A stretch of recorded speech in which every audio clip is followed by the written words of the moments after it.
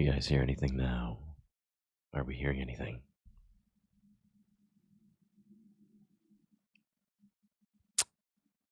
Okay, now we've got some sound. I apologize. As I was trying to say initially, welcome everybody. It's so nice to be able to spend this one-on-one time, so to speak, here on Flicks and Chills on a Sunday evening. So please, sit back, relax, make yourself comfortable, and get ready for a little session where we'll definitely chat and talk about some things that are happening in the world.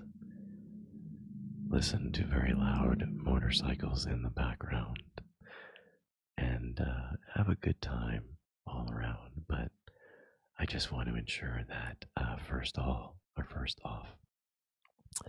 that you're very relaxed and comfortable wherever you are. I would take just a moment to resituate yourself, to grab a drink, fluff up your pillows, or do whatever just helps you unwind. Kit Kat, hello, Hannah, Derek, Brona.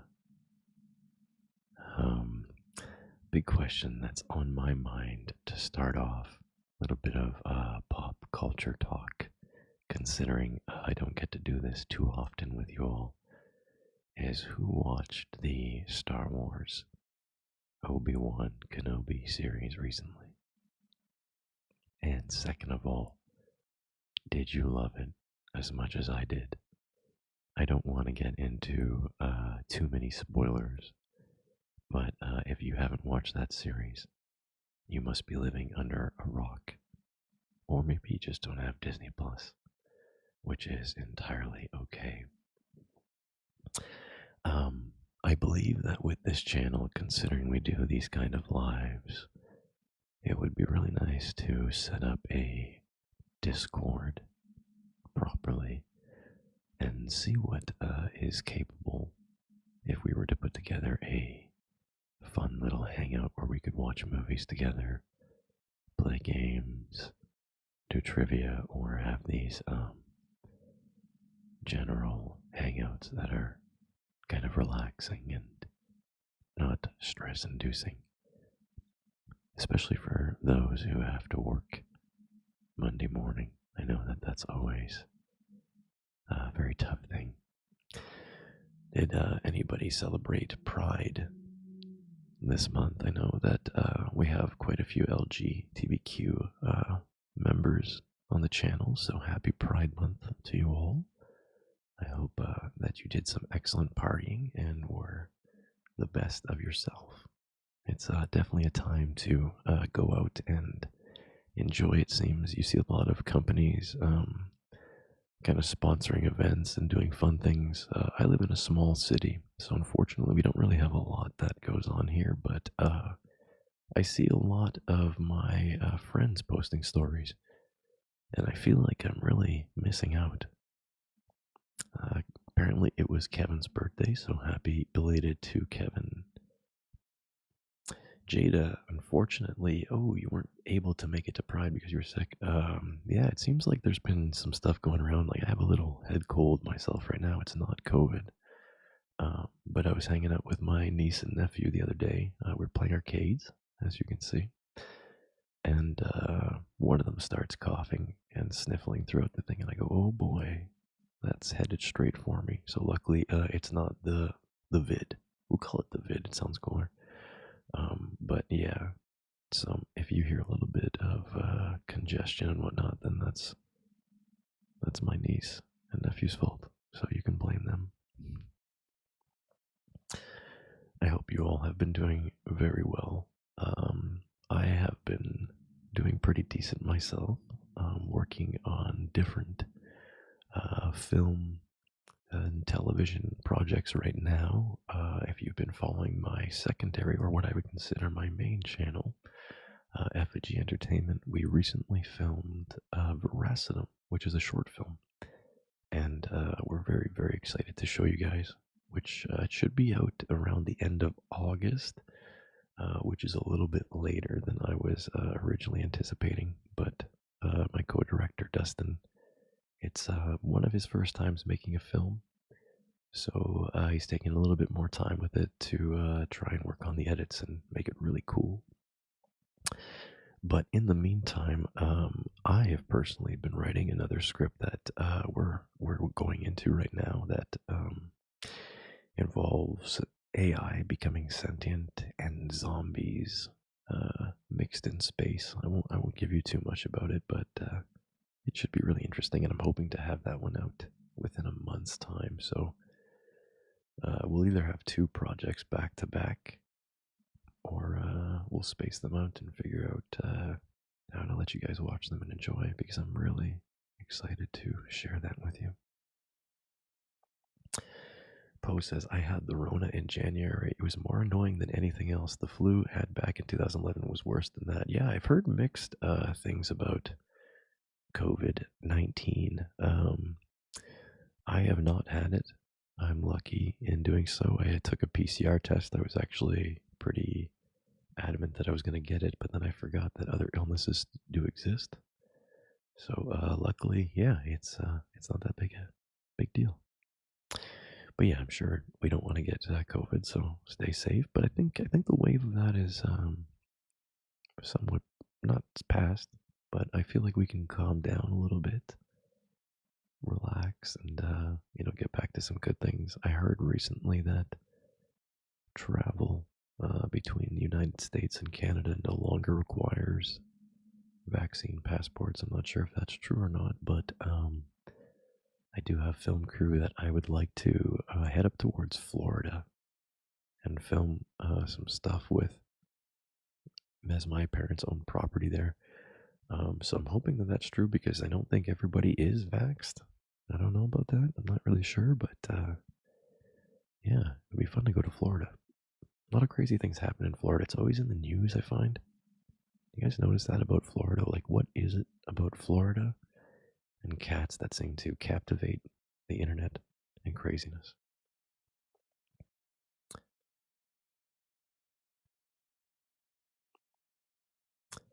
So, I was actually thinking about at the end of this video, if you guys like, because it's been often requested for me to read a book to you guys. And this was a book that my brother lent to me about a year ago, and I've never gotten around to reading it. It is Stephen King's The Hunger.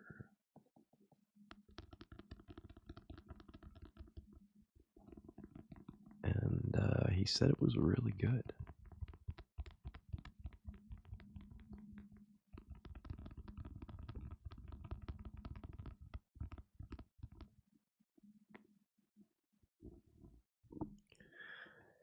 So I thought perhaps I could try reading the first chapter for you guys this evening once we decide to close out this little session.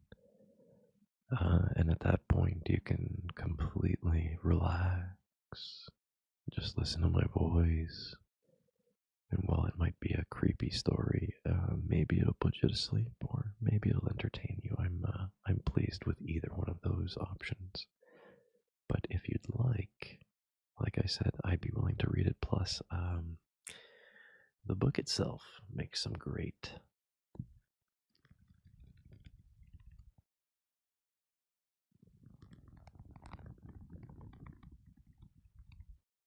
ASMR noises.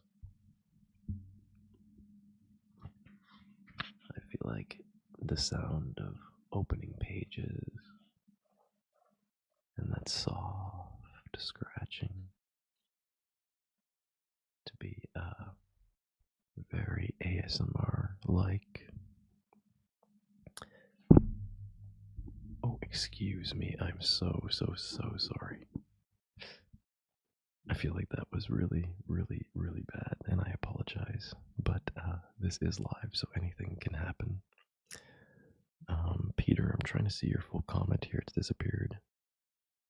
Perfect way to fall asleep. I'd love for you to go that route. Okay, so perfect. Seems like reading seems to be a good thing. There's no sweeter sound than the flipping of pages. says, finally. Thwala, someone is up later than me. Don't feel as bad. I think a lot of people in this community and channel have insomnia. Most of us are up very late, perhaps reading. How many of you guys are avid readers? Ryan, good to see you. I seen you post on Instagram the other day. I was thinking about you the other day. I hope you're doing well, man. Good to hear from you. Glad you're in here. Office Ketchup. I love that name. Office Ketchup. Sounds delicious, but slightly warm. Reading silently ASMR is my favorite. Perfect, then I will definitely move into that. Space Coffee saying it's just 7 here. It is 7 p.m. as well here right now, but depending where you are in the world, I know Australia is in the future right now. They're 15 hours ahead, so they're past midnight right now. It would be what? Like almost noon there, I guess. I think my math's probably off on that, but yeah, it's really crazy. Actually, I used to live in Australia a few years, actually quite a few years back now, and I loved it there. Everybody thinks it's crazy because there's so many deadly, animals and bugs, but generally, if you don't bother them, they really have no interest in approaching you or trying to mess with you. I don't know anybody that was ever killed by a wild animal in Australia or even bitten by like a black widow or a redback or a venomous snake. In most cases, it was very odd that we would venture out and have something approach us. In most cases, most animals just run away. In Finland, it is 2 a.m. Illegal. Is that how you say your name, Illegal? That's cool. All the way in Finland. I've always wondered what it would be like to go there.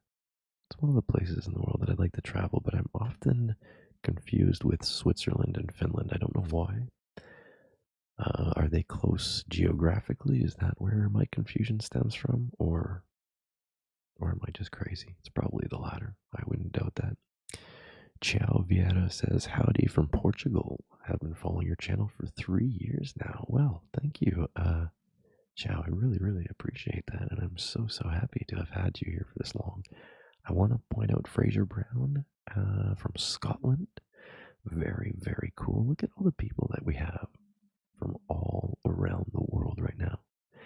I feel like us setting up a Discord would be amazing because we can do these kind of hangouts followed by like movie watching or something that maybe would give you guys the ability to show off some of your talents or some of the things that you're doing. I would love to connect with more people in a general way that would allow me to actually interact with you all a little bit more.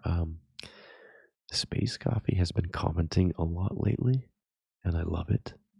I really appreciate all the support across the channels and just seeing everybody chime in so that I remember your name. It's amazing. Joining you for the exotic location of Parry Sound, Ontario. So that's where you're at right now, Ryan. Okay, cool. Parry Sound is alright, I guess. I don't know what they have in Parry Sound, but it can't be worse than Sudbury, can it? Who knows? Peter saying yes to the Discord. Peter, how you doing, man? Big shout out to Peter, who was watching our effigy stream about a month ago now, and definitely gave us some support. I definitely want to see those sneakers if you got them. That would be really, really cool to see at some point. So thanks, Peter. Really appreciate it. Hannah, new Discord. Yeah, I know Hannah has set something up there. I have to get into it and figure out how it works. The main problem and reason why I haven't delved too far into Discord is that I don't know what it is. I almost swore there. I apologize. I got to keep this PG. I don't know what it is. I've been trying to figure it out, and people say you can do this, and you can do this, and you can do this, and I'm like, okay, well, let's do that. But I feel like it's at times a little bit overwhelming with all the other things that I have going on. So if Hannah is willing to take some force and stride there, or maybe can talk with Derek. Actually, that would be great if we could set up something um, so that we can hang out with everybody because I am clueless. Just, just clueless. It's like TikTok. I can't understand TikTok. I posted on TikTok a few times. Sometimes I get a lot of views, and then sometimes I don't. I'm gonna say it's just that I'm old. I feel like that's a good excuse at this point. And I'm gonna go with that one. I do want to get more into that. I know some of our younger team members with Effigy were saying, "Oh, why don't we do TikTok and why don't we do this?" Sure, young whippersnappers, let's do that. Poe says, I'm not too familiar with Discord. All I know is there's the logo that looks like Mickey Mouse points or pants. That's true. Now that you mention that, actually, it really is true. But yeah, I don't know anything about Discord either. So if you guys want to set that up, I'm all for it. I think it would be a lot of fun. Let's watch a TikTok video on how to use Discord. Funny, Derek. I feel like you can't really get too much out of TikTok. Like, I don't know. People say you can like endlessly scroll, but I feel like wouldn't you rather watch a movie or something if you're gonna invest like an hour of your time? You know. Big thank you to Chester who donated on PayPal. I just noticed that right now. So thank you very much. Greatly appreciate it, buddy. What else is going on in culture right now? I feel like Stranger Things was another thing that came out. I haven't watched Stranger Things at all. I need to go back and watch season one. But people are telling me that that's a really good show and that we should watch that and focus on creating something like that.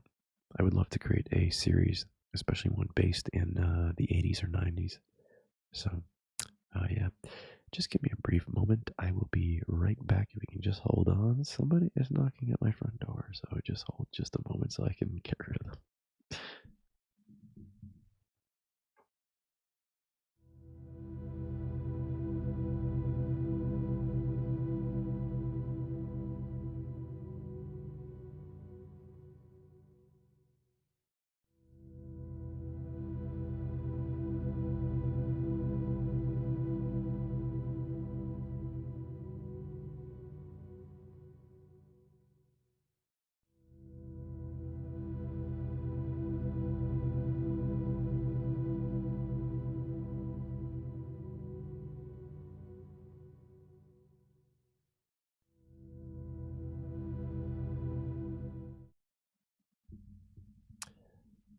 Okay, apologies.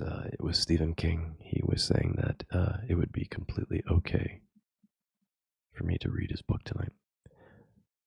Wouldn't it be creepy if it was one of you? One of you people showed up at the door, like, hi, I'm here for the live. I actually did have one of my friends do that once, but it was not welcome.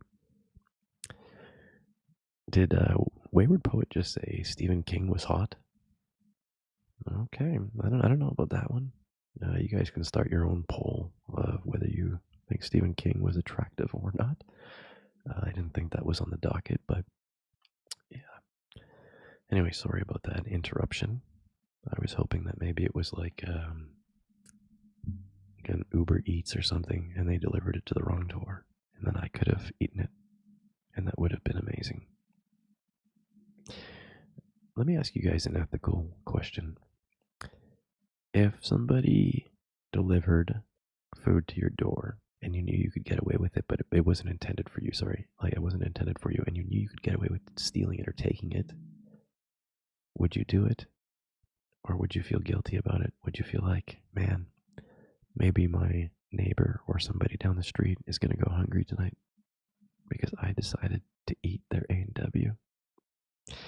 Which brings me to another really important question, I think, is what is your favorite fast food chain?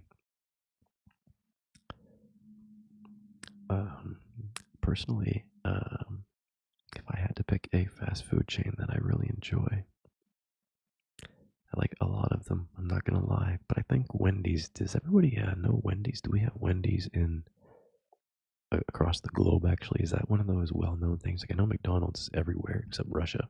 No, is Wendy's a globally known product?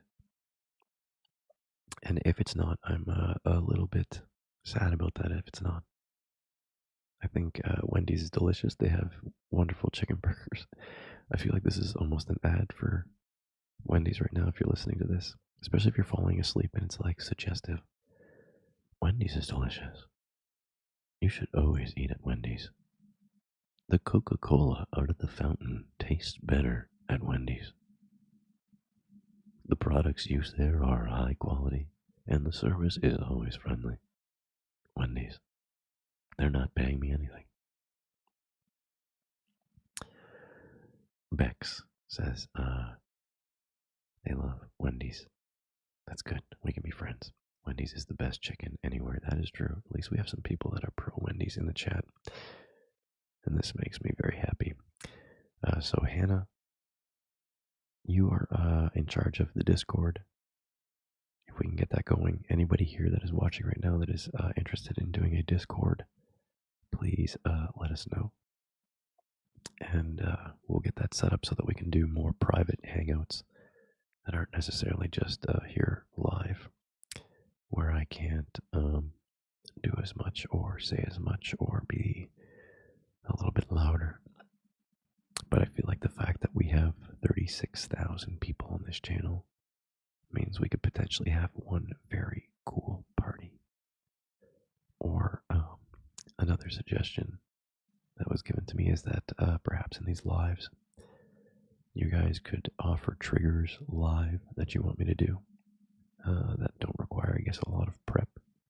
And I will perform them for you live, for a couple hours until you pass out. Alternatively, we could also play on the arcades behind me until you get tired and your eyes become heavy and you, of course, pass out. So I'm going to stop jabbering on and on.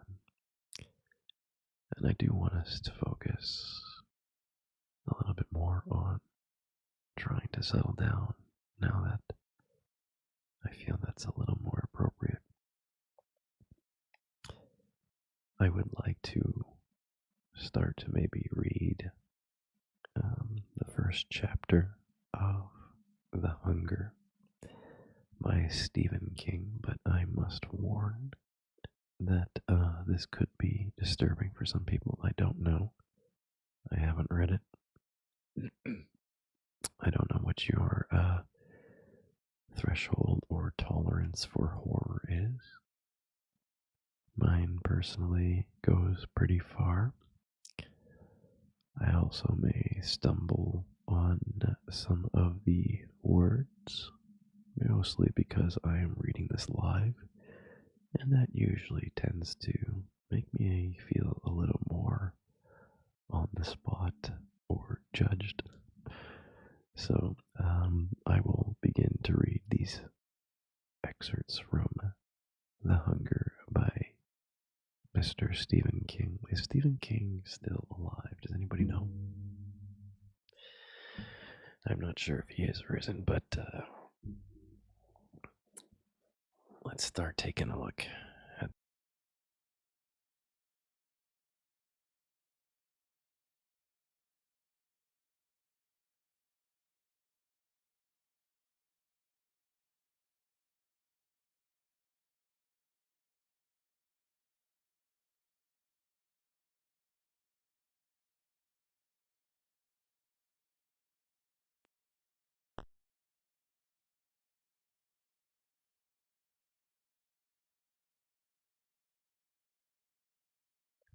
hello. Check. Again, we are live. Can everybody hear me again? Hopefully we're A-okay. I apologize for that. Remy Hottie, like the facial hair. Thank you very much, Remy. Appreciate it. So, without further ado, let's get into The Hunger. So initially opening up the book, there is a lot of praise from the New York Times, USA Today, the Times UK, Kirkus Reviews, book list. I feel like when they start getting to the end of these review lists, these names are less important. Maybe I'm wrong, but I don't know. So, The Hunger, it says Almakatsu. I'm not sure if that's in reference to maybe the person who originally wrote the story, maybe, or I'm not sure that Stephen King wrote this anymore. Oh no, he didn't. He was just giving a review on the book. It's not written by Stephen King. Please forgive me.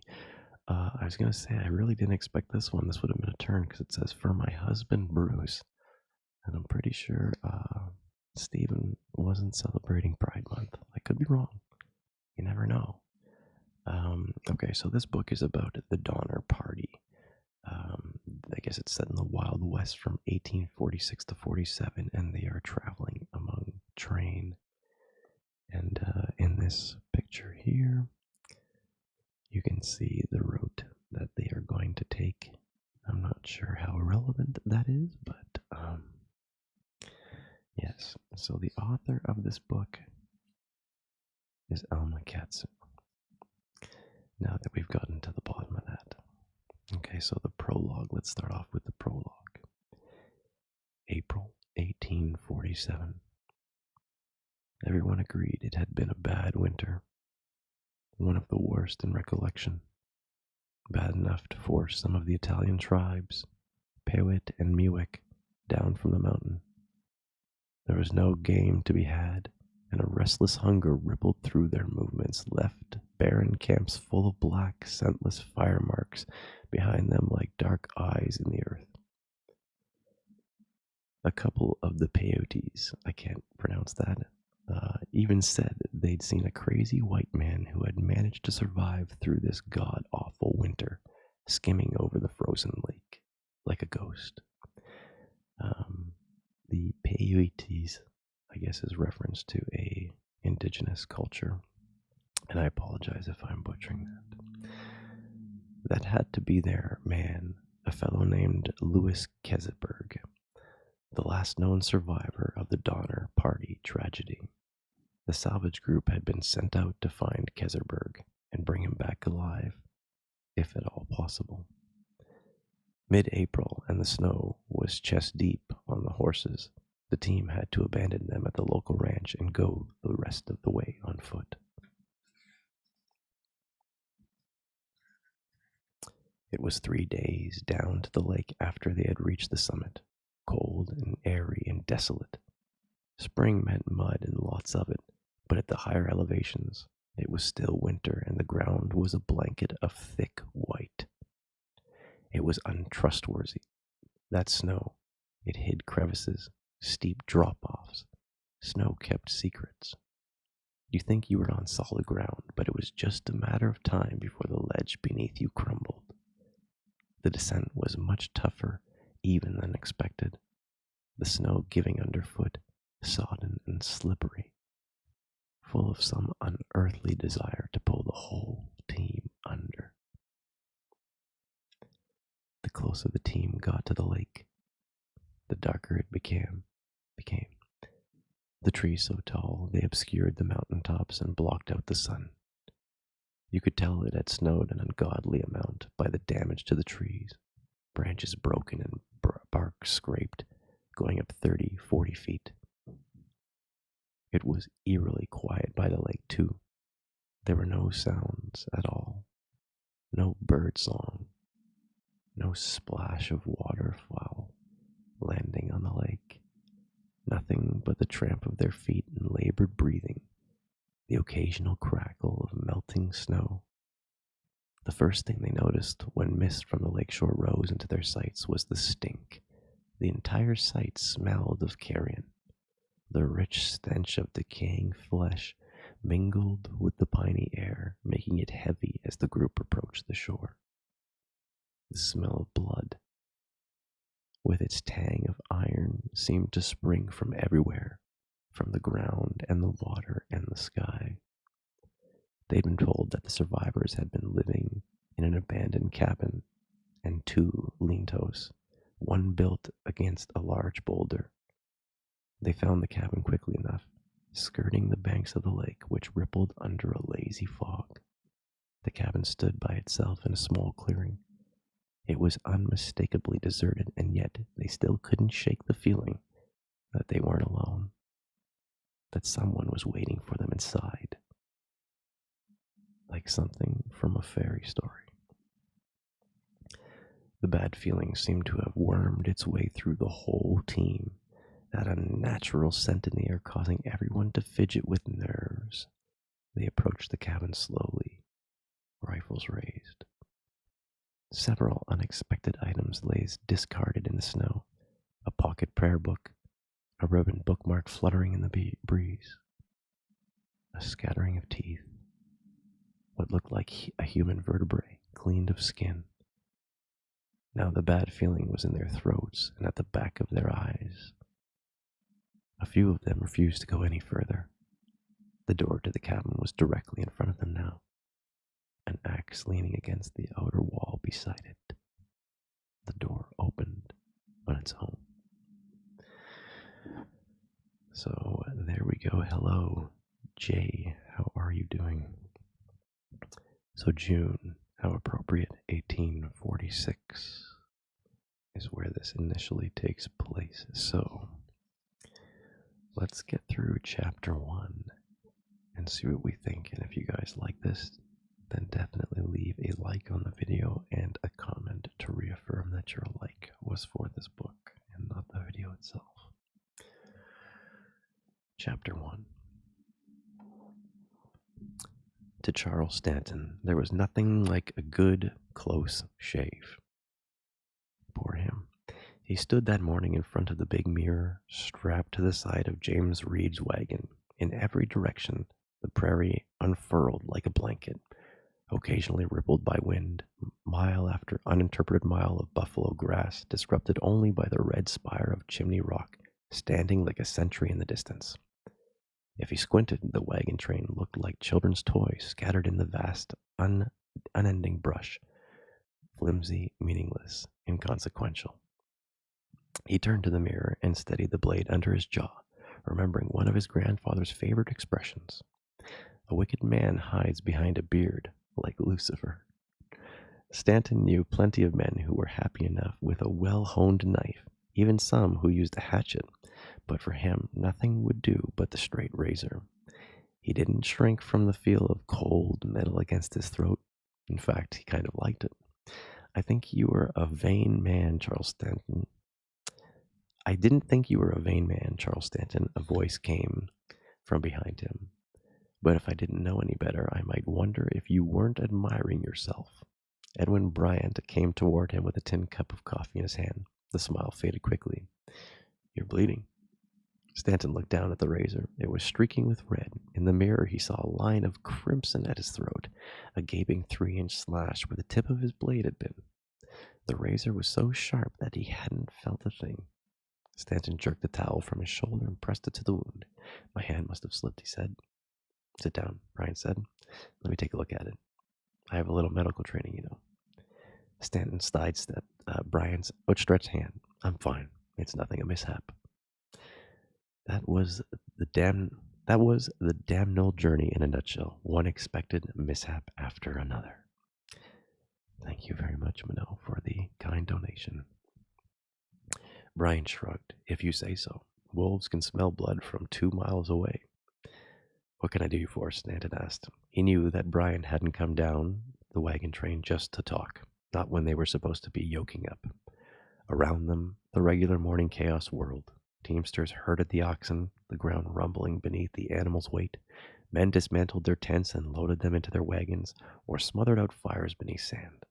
The air was filled with the sound of children shouting as they carried buckets of water for the day's drinking and washing. Stanton and Bryant hadn't known each other for long, but had quickly developed a friendship.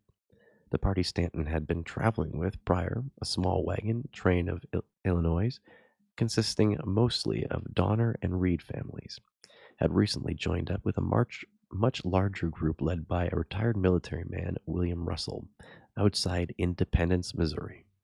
Edwin Bryant had been one of the first members from the Russell party to introduce himself and seemed to gravitate to Stanton, perhaps because they were both single men in a wagon train full of families. In appearance, Edwin Bryant was Stanton's opposite. Stanton was tall, strong without trying to be. He had been complimented on his good looks his entire life. It had all come from his mother, as far as he could tell. He had her thick, wavy, dark brown hair and soulful eyes. The looks are a gift from the devil, boy, so you might tempt others to sin. Another of his grandfather's pronouncements. Once he'd smashed Stanton's face with a belt buckle, maybe hoping to cause or chase out the devil he saw there. It hadn't worked. Stanton had kept all his teeth, and his nose had healed. The scars on his forehead had faded. The devil, as far as he knew, had stayed. Bryant was probably a decade older. Years as a newspaperman has left him softer than most of the men on the journey who were farmers or carpenters or blacksmiths, men who had made a living through hard physical labor. He had weak eyes and needed a pair of spectacles almost constantly. He had a perpetually disheveled air, as though his thoughts were always elsewhere. There was no denying that he was sharp, though probably the smartest man in the party. He admitted to having spent a few years as a doctor's apprentice when he was very young, though he didn't want to be pressed into service as the camp physician. Take a look at this, Brian kicked a tuft of vegetation at their feet, sending up a puff of dust. Have you noticed? The grass is dry for this time of year. They had been traveling on a flat plain for days now, the horizon a long stretch of tall prairie grass and scrub. Flanking the trail on either side in the distance, sand hills of gold and coral rose and fell, some craggy as fingers pointing directly to heaven. Stanton crouched low and pulled a few strands of grass. The blades were short, no more than 9 or 10 inches long, and were already faded to a dull brownish green. Looks like there was a drought not too long ago, Stanton said. He stood, smacking the dirt off his palms, looking toward the far-off, hazy purple scrim. The land seemed to stretch on forever. And we're just entering the plain, Ryan pointed out. His meaning was clear. There might not be enough grass for their oxen and livestock to eat. Grass, water, food, the three things a wagon train needed. Conditions are worse than we thought they'd be, and we've got a long way to go. See that mountain range off in the distance? That's just the beginning, Charles. There are more mountains behind those, and desert, and prairie, and rivers wider and deeper than any we've crossed so far, all between us and the Pacific Ocean. Stanton had heard this litany before. Brian had said little else ever since they had come across the trapper's shack at Ash Hollow 2 days ago. The empty shack had been turning into a frontier outpost of sorts for the pioneers crossing the plains, who had taken to leave letters behind for the next eastbound travelers to carry to a real post office for delivery onward. Many of these letters were simply folded pieces of paper left under a rock in hope that they would eventually reach the intended recipients back home. Sorry, I keep hitting this microphone. Stanton had been strangely comforted by the sight of all those letters. They had seemed a testament to the traveler's love of freedom and a desire for greater opportunity no matter the risk. But Brian had got agitated. Look at these letters. Must be dozens of them, maybe 100. The settlers who wrote them are ahead of us and on the trail. We're among the last to head out this season, and you know what that means, don't you? Yeah, Stanton, we might be too late. The mountain passes will be closed off by snow come winter, and winter comes early in higher elevations. Patience, Edwin, Stanton said now. We barely put independence behind us. Yet here it is in the middle of June. We're moving too slowly. Slinging the towel back over his shoulder, Stanton looked around him. The sun had been up for 4 hours, yet they hadn't broken camp.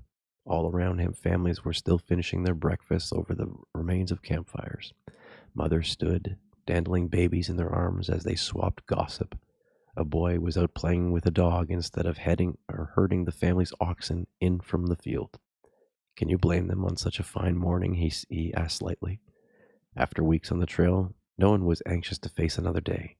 Half the men were only in a hurry when it came time to break out the jug of mash. Brian only frowned. Stanton rubbed the back of his neck. Anyway, Russell is the man to talk to. Brian grimaced as he stooped to retrieve his coffee cup. I've talked to Russell about it, and he agrees and yet does nothing about it. The man can't say no to anyone. Earlier in the week, you remember, he let those men go off on a buffalo hunt, and the train sat idle for 2 days to smoke and dry the meat. We might be happy for the meat farther down the trail. I guarantee you that we'll see more buffalo, but we'll never get those days back. Stanton saw the sense in what Brian said and didn't want to argue.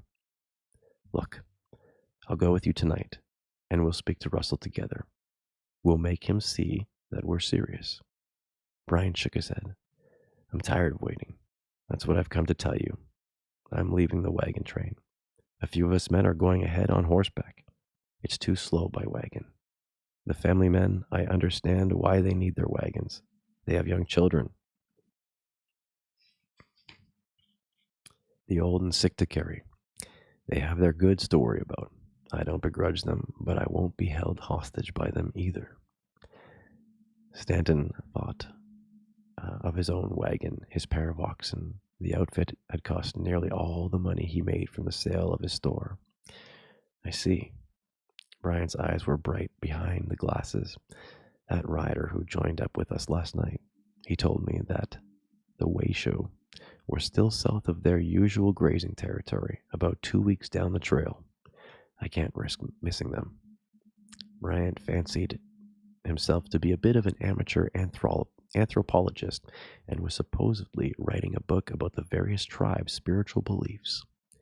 He could talk for hours about Indian legends, talking animals, trickster gods, spirits that seemed to have lived in the earth and wind and water, and was so passionate that some of the settlers had become suspicious of him. As much as Stanton enjoyed Brian's stories, he knew they could be terrifying to Christians raised solely on Bible stories who couldn't understand why a white man could be deeply fascinated by native beliefs. I know these people are your friends, but for God's sakes, Brian continued. When he was this excited about a subject, it was hard to get him to drop it. What made you think they could bring their entire household with them to California? Stanton could help but smile. He knew, of course, what Brian was referring to. George Donner's great customized prairie schooner. It had been the talk of Springfield when it was built and had become the talk of the entire wagon train. The wagon bed had been built up an extra few feet, so there was room for a bench and a covered storage area. It even had a small stove with its chimney vented through the cloth canopy. Brian nodded towards the Donner's campsite. I mean, how do they expect to cross the mountains with something like that? It's a behemoth. Even 4 yoke of oxen won't be enough to haul it up its steep grades.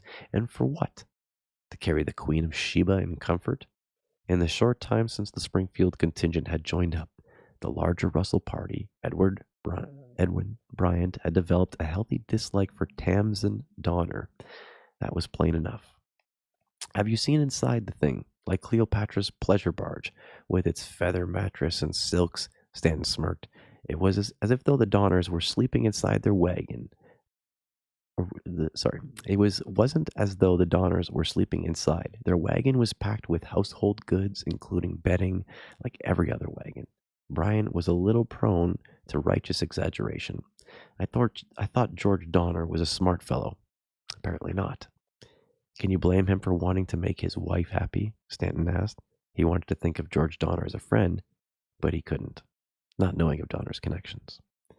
And now, to make matters worse, he was having a hard time keeping his eyes off Donner's wife. Tamsin Donner was a good 20 years younger than her husband and bewitchingly beautiful, possibly the most beautiful woman Stanton had ever met. She was like one of those porcelain dolls you saw in a dressmaker's shop, modeling the latest French fashions in miniature. She had a cunning look in her eyes he had found himself drawn to, and in the tiniest way so small that a man could circle it with his 2 hands. Several times he had to stop himself from thinking about how that waist would feel in his hands. It was a mystery to Stanton how George Donner had a woman like that in the first place. He assumed Donner's money had something to do with it. He sounds mad jealous. A group of us are heading out tomorrow, Brian said, more quietly. Why don't you join us? You're on your own. You're on your own, man. No family to worry about that way. You could get to wherever you're going much quicker. Brian was obviously fishing again, trying to learn the reason why Stanton was making the trip west. Most people were only too eager to talk about it. Brian knew Stanton had owned a dry good business and a home back in Springfield, but Stanton hadn't shared with anybody why he decided to walk away from it. His partner, the one with the business sons, had died unexpectedly, leaving Stanton to manage the store on his own. He had the head for that kind of thing, but not the spirit for it. Waiting on the endless stream of customers, haggling with the ones who didn't like his prices, trying to stock the shelves with products that would appeal to the citizens of Springfield, neighbors he barely knew and certainly didn't understand, exotic toilet waters, bright satin ribbon. It had been a lonely time and was certainly one of the reasons he left Springfield, but not the only reason. Stanton decided to hedge. What would I do with my wagon and oxen? I can't just abandon them on the trail. You wouldn't need to. I'm sure you can find someone in the group to buy them, or you can hire one of the drivers to see your wagon and make sure it gets to California. A big, big thank you to the Truman. Greatly appreciated. Sorry to disrupt that. Truman Show, great movie as well. Let's see. You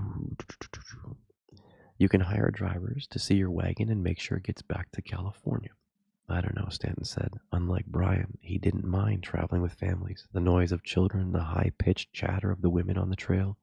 But it was more than that. Give me time to think about it, he said. At that moment, a man on horseback came galloping up, his arrival announced by the swirl of dust. George Donner. One of his jobs was to get the wagon train started on its way in the morning. Normally, he went about his cheerful, urging the families to pack their campsites and get their oxen hitched up so the great caravan could get underway again. But this morning his expression was dark. Stanton hailed Donner briefly. It was time to go, at last.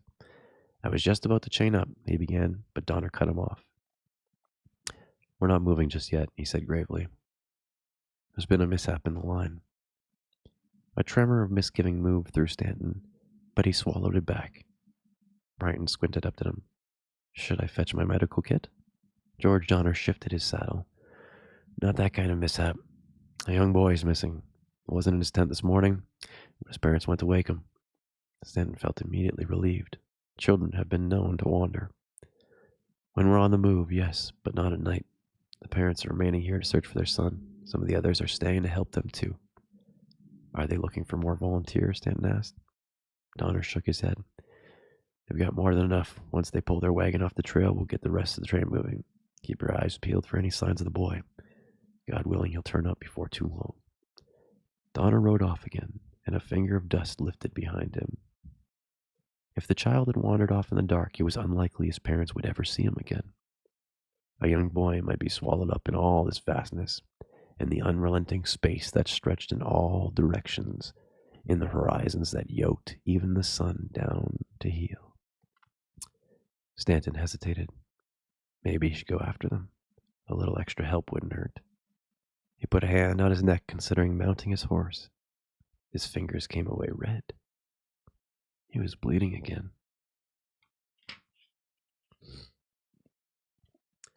Okay, everybody, so that is chapter 1 of The Hunger, and I am liking it so far. Wow. I have to go take a look at this. Geez. The Truman, big donation there. Thank you so much. That's huge. Tavy, congratulations, and thank you for being a member for 16 months. And welcome to the Emoji Clan Space Coffee. You guys are amazing. Thank you so much. That's really sweet and generous of you. I really appreciate that. I gotta tell you guys honestly, this is mostly the portion of my creativity that earns me the most money. So thank you very much for being very supportive and keeping me alive and and supporting along the way. I really appreciate that, guys. Very, very, very nice. Thank you. So, what did you guys think of the book so far? I'm really enjoying it, and I think I'd like to continue doing it if you guys would like me to dedicate perhaps reading another session. I don't necessarily have to do it live, but we can do that if you want, or I could pre-record it. It seems like a really interesting story that I feel like as I was reading it, I started to become more familiar with characters, and it was kind of fun to get into their headspace. Unfortunately, I was fumbling on a couple words as I don't feel like I'm 1,000% mentally right now, but yeah. So I do think that is going to be it for the. What is that? Can somebody ban that person? You're getting some weird. Yeah, thank you. Boom. I see you later. Creep. Yeah, so that happens on a live. I love that we have moderators. Thank you. The ban hammer is strong with us. But much love to you all. I think I am probably going to cap it up at this point. But it was really, really nice to see you all. And I appreciate you being here. I do plan on making a video in the next couple of days. I haven't recorded anything, so if you have any ideas or suggestions, I will do my best. It may most likely just be a normal personal attention head massage, but I'd like to do some more stuff. I've also been talking to my film crew about producing some content that will be made for this channel, like a movie that's ASMR. We wanted to do it with Batman, but Batman has turned into a massive project that to be honest, I don't even think the crew is entirely ready for yet. So I'm not like discrediting anybody, but I just feel like we want to invest a lot in that one. So just want to make sure it's really perfect. Anyways, I'm gonna log out here because I need to go take care of myself. And yeah, that's it. Anyways, love you guys. Thank you so much, and we'll see you in a few. Take care of each other. Be excellent to each other. Love you guys.